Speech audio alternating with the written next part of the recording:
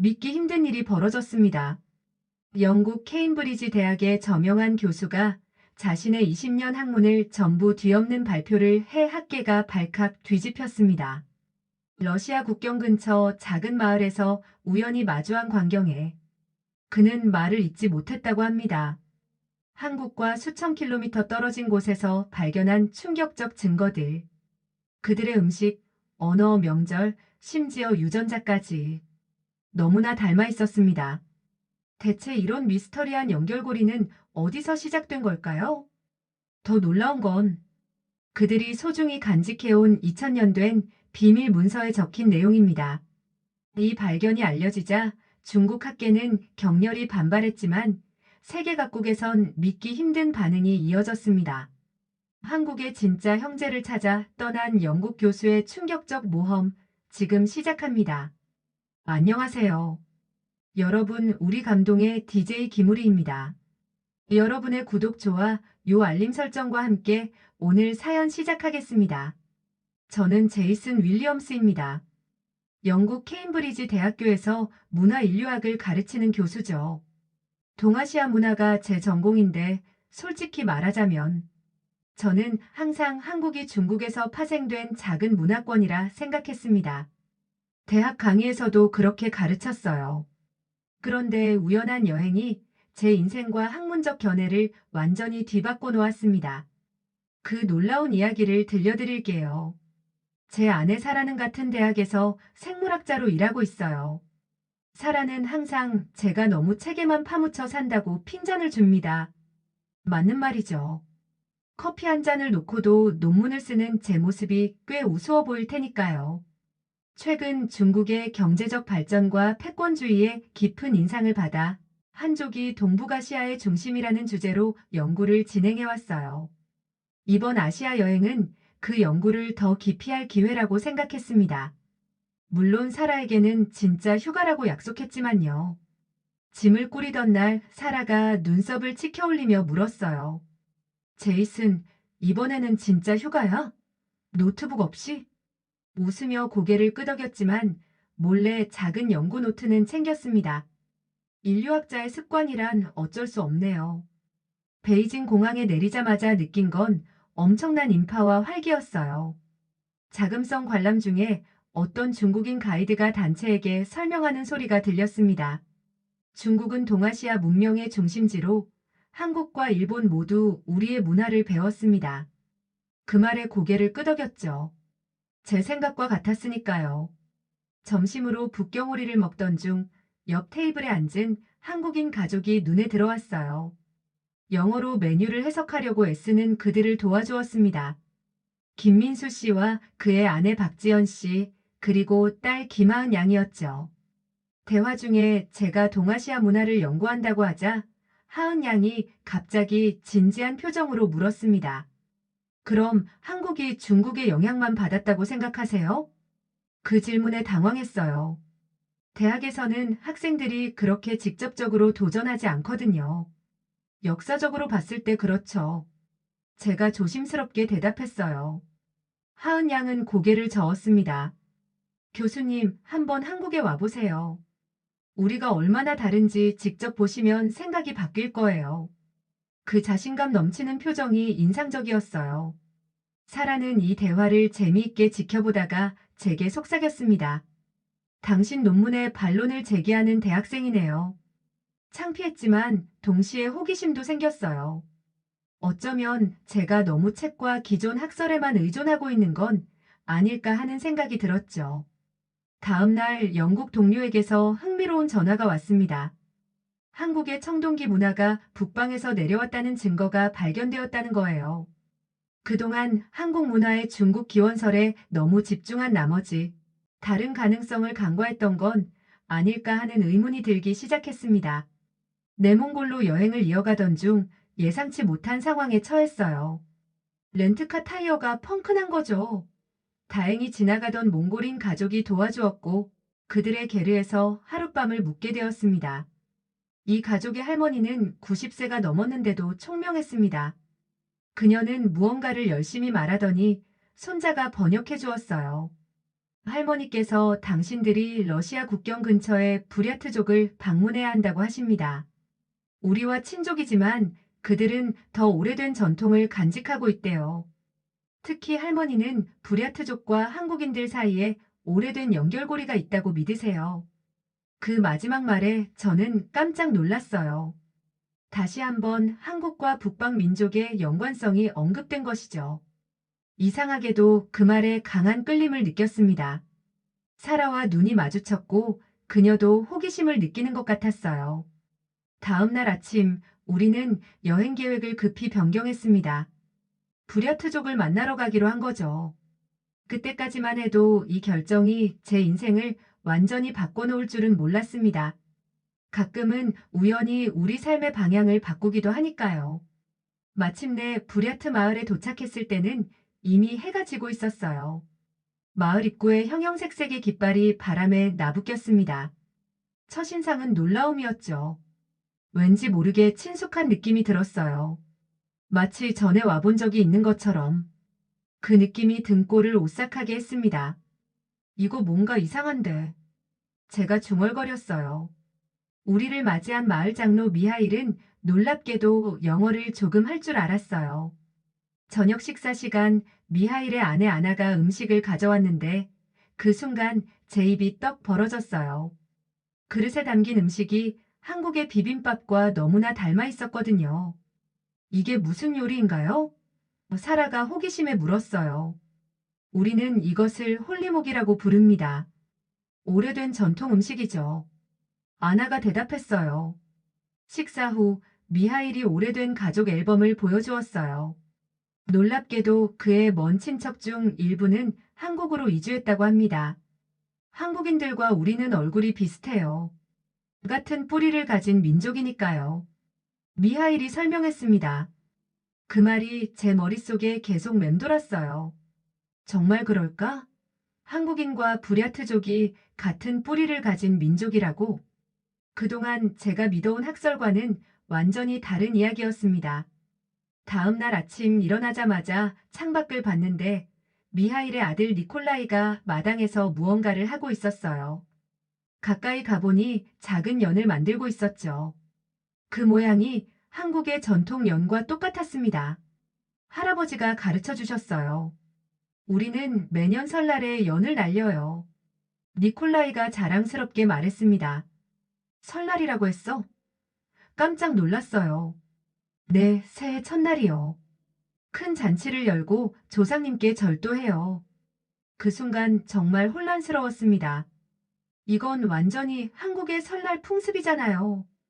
오후에는 마을 전체가 모여 작은 축제를 열었습니다. 젊은이들이 말을 타고 달리는 경주가 있었어요. 특히 한 청년은 말 위에서 다양한 묘기를 선보였습니다. 저 청년이 제 조카입니다. 그는 우리 전통 기마술 부르키장의 챔피언이죠. 미하일이 자랑스럽게 말했어요. 문득 한국의 고구려 벽화에 나오는 기마무사들이 떠올랐어요. 그들의 역동적인 모습이 지금 눈앞에서 펼쳐지는 광경과 너무 흡사했죠. 저녁에는 모닥불 주위에 모여 이야기를 나누었습니다. 마을의 노인이 옛날 이야기를 들려주었는데 그 내용이 한국의 고대 설화와 유사했어요. 특히 하늘에서 내려온 왕자가 지상의 여인과 사랑에 빠져 나라를 세운다는 이야기는 단군 신화를 연상시켰습니다. 제이슨, 이건 단군 신화와 너무 비슷해요. 사라가 깨달았어요. 밤이 깊어가는데도 잠을 이루지 못했습니다. 머릿속이 복잡했어요. 이런 유사점들이 모두 우연일까? 아니면 더 깊은 연결고리가 있는 걸까? 아침 일찍 일어나 텐트 밖으로 나가니 사라가 이미 마을 여성들과 대화하고 있었어요. 그녀는 제게 손을 흔들며 다가왔습니다. 제이슨, 믿을 수 없는 이야기를 들었어요. 이 마을 사람들의 DNA 샘플을 조사한 러시아 연구팀이 있었대요. 그들의 유전자가 한국인, 특히 경상도 지역 사람들과 매우 유사하다는 결과가 나왔대요. 정말요? 그건 정말 중요한 발견인데. 제가 중얼거렸어요. 학자로서 이런 증거는 무시할 수 없었습니다.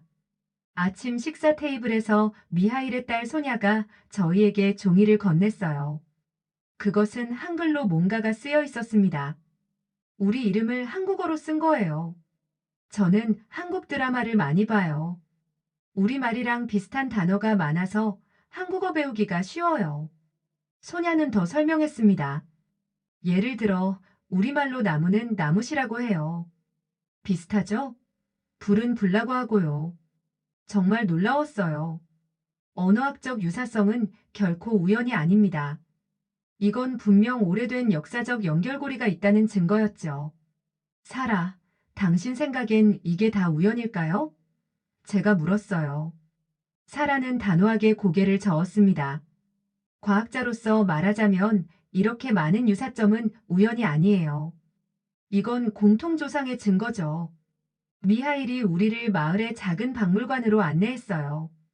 그곳에는 오래된 도구들과 생활용품이 전시되어 있었습니다. 특히 눈길을 끈 것은 고대 청동 거울이었어요. 그 패턴이 한국 고대 거울과 너무나 흡사했죠. 이건 우리 조상들이 사용하던 거울입니다. 약 2000년 전 유물이죠. 미하일이 자랑스럽게 설명했어요. 그때 갑자기 옆에 있던 노인이 우리에게 다가왔습니다.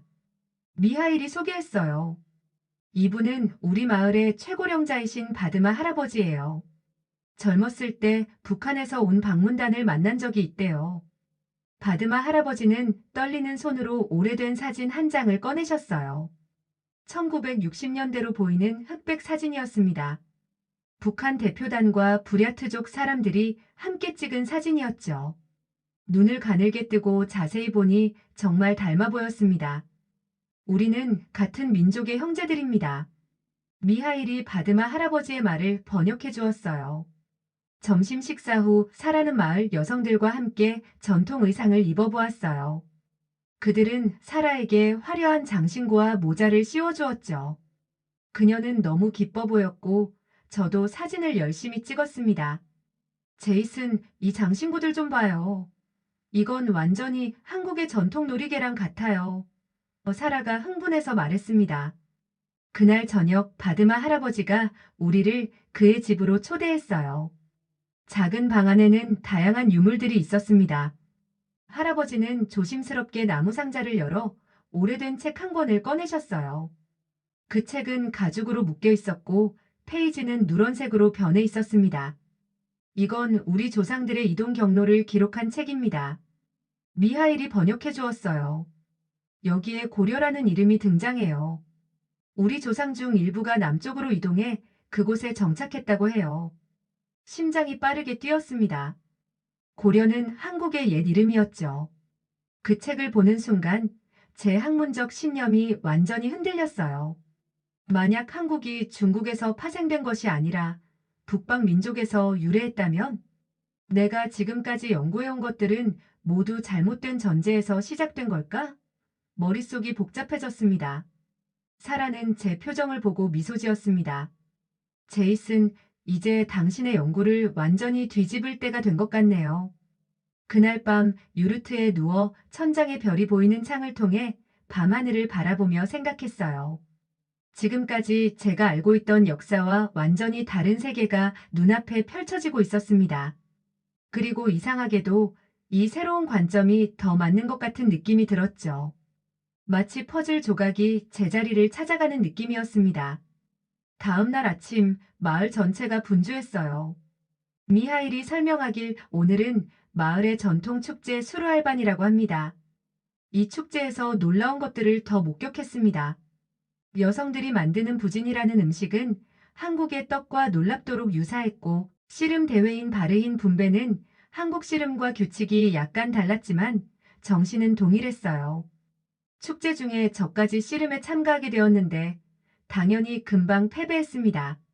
모두가 크게 웃었지만 이상하게도 따뜻한 소속감을 느꼈어요. 마치 오랜 친구들 사이에 있는 것 같았습니다. 저녁에는 전통음악 공연이 있었습니다. 여성 한 명이 야탁이라는 현악기를 연주했는데 그 소리가 가야금과 비슷했어요. 음악이 흐르는 동안 저는 마치 시간 여행을 하는 듯한 기분이 들었어요. 그날 저녁 한 노인이 다가와 제게 말했어요. 당신은 서양 사람이지만 우리 문화를 이해하려 노력하는 모습이 보기 좋습니다. 한국인들도 우리와 같은 조상에서 왔다는 걸 아세요? 우리는 형제 민족입니다. 그 말을 듣는 순간 왠지 모를 감동이 밀려왔습니다. 평생 연구해온 이론들이 무너지는 소리가 들리는 것 같았죠. 다음 날 미하일은 특별한 곳으로 우리를 안내했습니다. 마을에서 약 2km 떨어진 언덕 위에는 거대한 바위들이 원형으로 배치되어 있었어요. 이곳은 우리 조상들의 성소입니다. 우리는 매년 여름 태양이 가장 높이 뜨는 날 이곳에서 의식을 치릅니다. 바위들 사이를 걸으며 이상한 기운을 느꼈습니다. 한국의 돌무더기 재단인 성황당이 생각났어요. 저희 샤머니 말하길 우리 민족이 태양의 자손이라고 해요. 하늘에서 내려온 존재가 우리의 시조라고 합니다.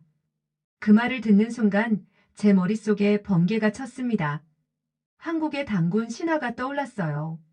하늘의 신 환웅이 지상으로 내려와 곰과의 결합으로 단군을 낳았다는 이야기와 너무나 유사했죠. 마을에 머문 지 일주일째 되는 날 미하일은 아침 일찍 우리 텐트를 찾아왔습니다. 제이슨 교수님, 오늘 특별한 장소로 모시고 싶습니다. 장로들이 당신에게 우리의 비밀 장소를 보여주기로 결정했습니다. 미하일은 우리를 마을에서 약 5km 떨어진 작은 동굴로 안내했어요. 동굴 안쪽 공간에는 여러 개의 고대 유물들이 정성스럽게 보관되어 있었습니다. 청동 거울, 장신구, 도자기 조각, 그리고 가장 놀라운 것은 오래된 두루마리 문서들이었어요.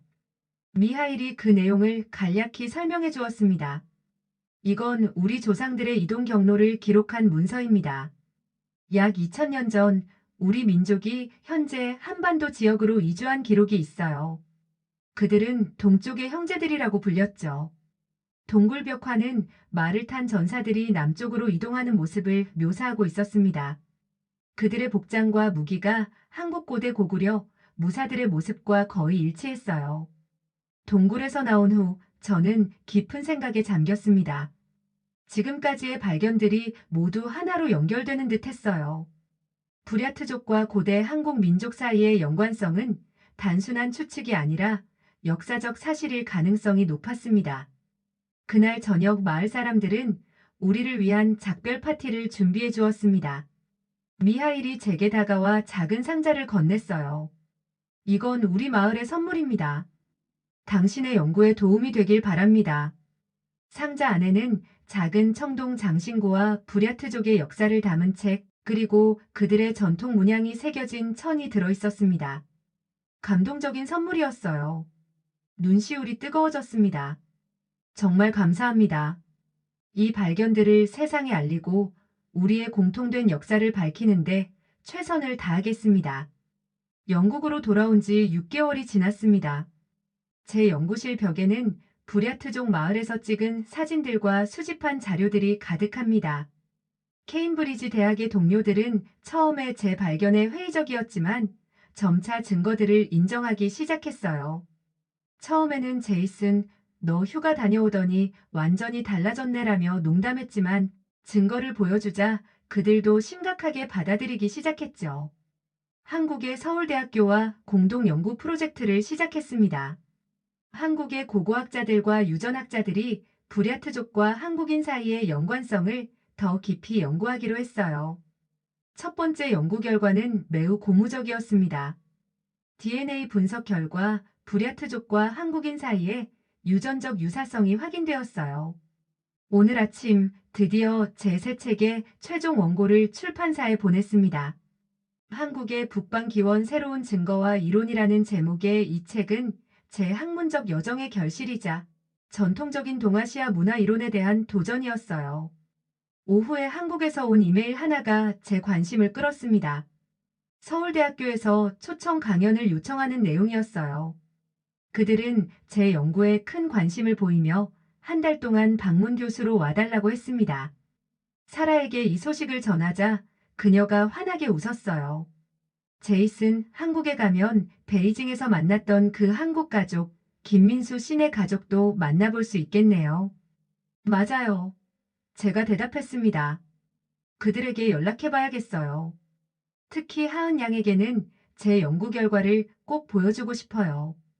그녀가 옳았다고요. 그 순간 제 머릿속에 하은 양이 베이징에서 했던 말이 떠올랐습니다. 교수님, 한번 한국에 와보세요. 우리가 얼마나 다른지 직접 보시면 생각이 바뀔 거예요. 정말 그녀 말이 맞았네요. 한 대학생의 자신감 넘치는 도전이 제 인생의 방향을 바꿔놓았다니 운명이란 참 이상한 것 같습니다. 사실 이 모든 여정은 단순한 학문적 발견 이상의 의미가 있었습니다. 그것은 제 내면의 변화였어요. 오랫동안 제가 믿어왔던 중국 중심의 동아시아 문화관을 뛰어넘어 더 넓고 다양한 관점에서 역사를 바라보게 되었습니다. 학자로서 이런 패러다임의 전환은 고통스럽지만 매우 가치 있는 경험이었죠. 제 책상 위에는 부랴트족 마을에서 받은 선물들이 놓여 있습니다. 청동 장신구 전통 문양이 새겨진 천, 그리고 미하일이 보내준 여러 자료들이죠. 이것들은 단순한 기념품이 아니라 새로운 진실을 향한 여정의 증거였습니다. 가끔 그것들을 만지며 부랴트 마을에서의 시간을 떠올리곤 합니다. 내일은 런던의 한국문화원에서 제 연구에 관한 세미나를 열 예정입니다. 많은 한국인들과 학자들이 참석한다고 하니 긴장되지만 동시에 설렙니다. 지금까지의 발견들을 공유하고 더 많은 연구 협력을 이끌어내고 싶어요. 한국 사람들이 자신들의 뿌리에 대해 어떻게 생각할지 무척 궁금합니다.